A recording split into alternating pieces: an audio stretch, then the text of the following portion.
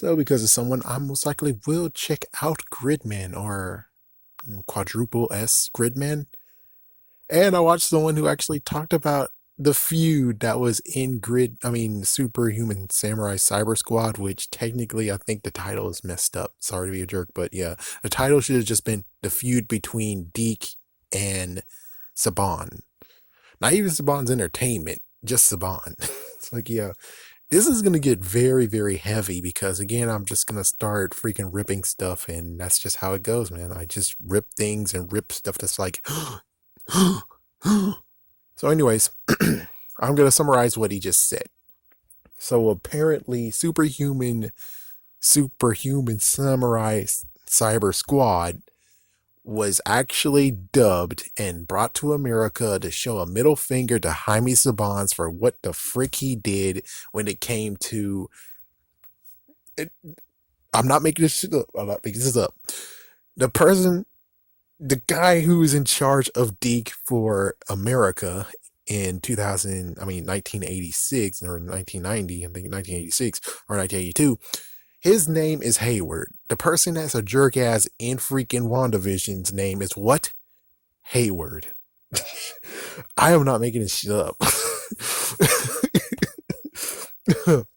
Anyways, so what happened is that apparently Deke was French, which makes sense. Deke. So it was French, and then it got an American chapter, and then the American chapter got bought up by Hayward, and then he bought everything from the French version, which means that now it's all American, everything's American.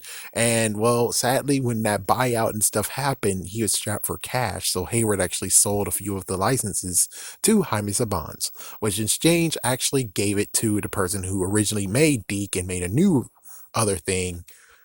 Yeah, it gets very, very it gets very, very crazy where it's like, wow. So he felt betrayed, and because of that, we got Superhuman Samurai Cyber Squad, along with the fact of it's making a lot of freaking damn money. Of course you're crazy enough to do it. The weird thing that he doesn't actually do is just talk about the conclusion of what happened. Instead, it's kind of a story between Hayward and Jaime Sabans, which, for those who don't know, Deke actually got taken over eventually. Deke disappeared. It was Cookie Jar who actually absorbed Deke, and now after that, I think Cookie Jar might even got absorbed too. Yeah, it gets very, very crazy and very, very what the frick. But at least the good news is that the happy ending is that in 2004 or 2006, or one of those, he was actually, or 2000, anyways, because Saban's also had a lot of Deke properties with Fox Kids, which makes kind of sense because that's the early days. He was able to buy that because unbelievably Disney bought freaking Deke. Disney accidentally bought Deke, and it's like, oh wow, what the frick? Yeah, and then eventually he was able to buy Deke and make Deke away from Disney, just get away from Deke. And of course, that's when they bought ABC, which, oh, so they never actually always had ABC. They just got ABC. Like, it was like, oh god, it just already shows that they were trying to become a monopoly in the first damn place. Okay. Besides that, they were able to get away from Disney by he's able to buy them from them, and he was able to get all the properties that Disney got and from the, you know, and now it's okay to the point of where he didn't even mention what happens to Deke, which I guess is understandable. It's like, you tell us the demise of Fox Kids, but you're not going to tell us the demise of Deke either. It's like, yeah, thanks. But yeah, it's kind of crazy that the death of Hayward's mom is how Jaime Sabans and Hayward actually became friends again, question mark. I was gonna say that if it wasn't really gonna go down like that, it's like he should have been able to laugh at freaking Jaime Sabans of one. He fucked shit up. He fucked shit up. Really, he did. I mean, jeez. It's a long time coming. I'm pretty sure since apparently the rise and fall of Vortex, that video is getting passed around thanks to the algorithm. Good job, man. Why in the world do you not put other freaking videos in the algorithm and pass it around, you jerk? But anyways, yeah, it seems like the rise and fall of Fox Kids, that video should come out very, very soon. because apparently the rise and fall is a good idea to do. Wait until I have to do Disney's freaking one Saturday morning, the rise and fall of that crap, which is like, yeah, that's pretty sad to actually tell you how that ended.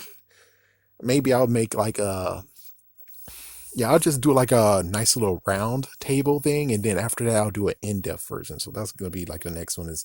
Oh, anyways, besides the point.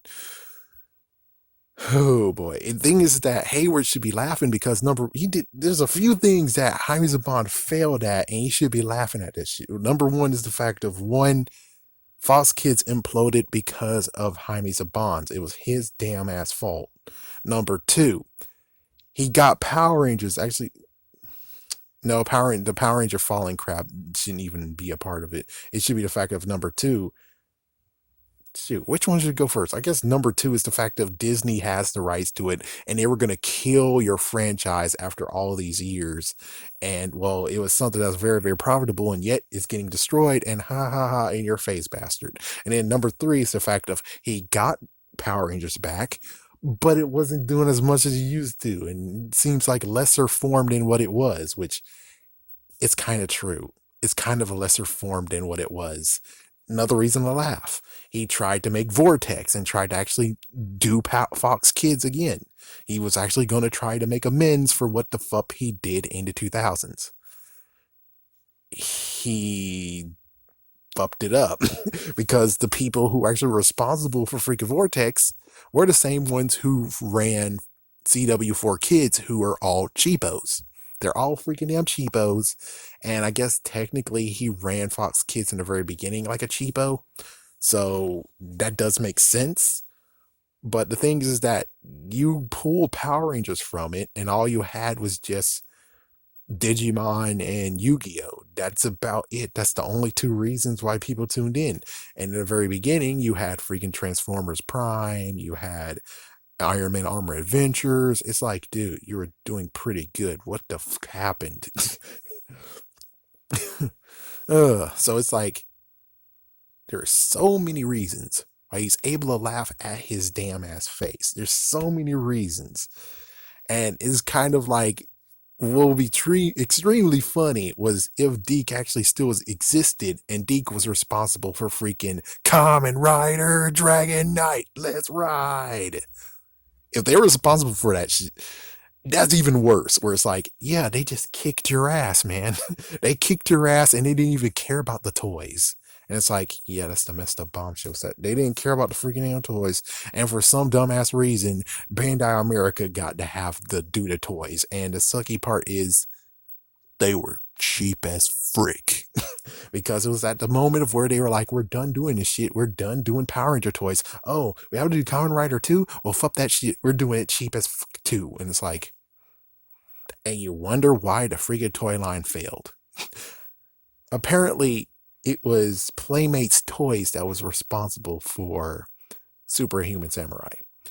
I would have went to Playmates Toys. Fuck this shit. We would have just went to Playmates Toys and just said, we want to do Kamen Rider, man. It's like, that's freaking easy. And we don't even know how much money were they even getting from this. Because if they did have a say, I would really hope it wasn't the say of where it's like, we're going to do toys, we're going to get you money, and we're going to give you some of these profits. It's like, the toys suck ass. Somebody needed to tell them that the toys sucked ass. They needed to tell them that, and because of the toys not performing well, or we don't even know what was the freaking idea here, the toys didn't do well. Address Entertainment freaking deteriorated before even funding like GoFundMe or Kickstarter even showed up. It was like, if they just waited 2 more years, they could have, if they just crawled for 2 more years, and then all you got to do is get everyone to back you. And if they back you, maybe a DVD release of Kamen Rider Dragon Knight was in the future, or even Blu-ray. So that's just a sad story of everything, where it's like, my goodness, maybe I should do the rise and fall of a prominent thing. Yeah, I should do that too. Lots of freaking stuff like that, but it is just amazing that there was a feud that happened, but It's an interesting feud. It is an interesting freaking feud. And I say thank you to the guy who made that video. That was freaking awesome to look at. For me personally, Superhuman Samurai I wasn't a fan of. That and just the fact of it was on an awkward time. It wasn't on Saturdays. I'm pretty sure it wasn't. I think it was on UPN with just like with VR Troopers, it was on UPN. It was hard to figure out when is what. It's like, yeah, because when it was on Fox Kids, it was able to watch. VR Troopers, Superhuman Samurai, hard to freaking watch. I wish Mask Rider got kicked to the curb personally. It's like it deserved to get kicked to the curb, and it did, but it's like it deserved to get kicked in the curb worse than what they just did. Like frick. Anyways, there's lots of stuff to do. Maybe I'll just make a list and we'll see how that goes.